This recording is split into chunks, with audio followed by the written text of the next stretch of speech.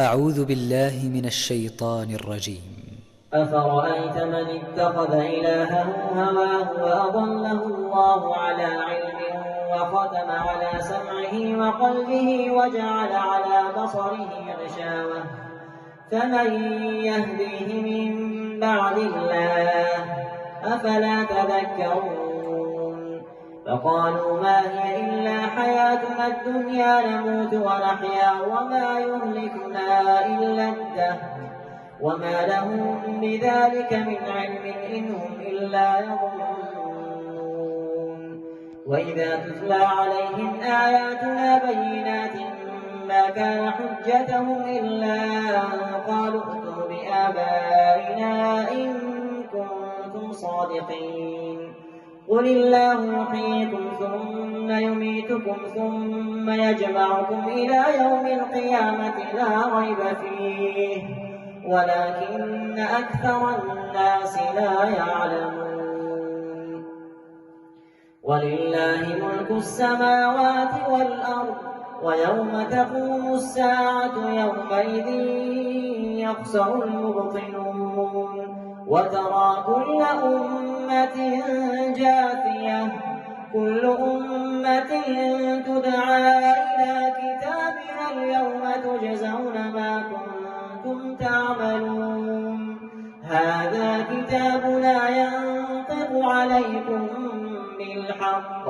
إنا كنا نستنسخ ما كنتم تعملون فأما الذين آمنوا وعملوا الصالحات فيدخلهم ربهم في رحمته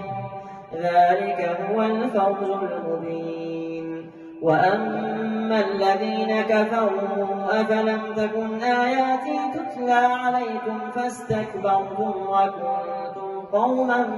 مجرمين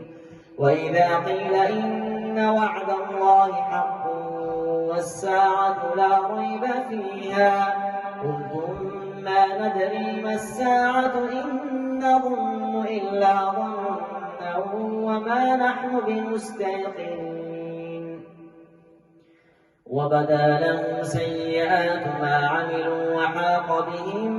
ما كانوا به يستهزئون وقيل اليوم ننساكم كما نسيتم لقاء يومكم هذا ومأواكم النار وما لكم من ناصرين ذلكم بأنكم اتخذتم آيات الله هزوا وغرتكم الحياة الدنيا فاليوم لا يخرجون منها ولا هم يستعتبون فلله الحمد رب السماوات ورب الأرض رب العالمين وله الكبرياء في السماوات والأرض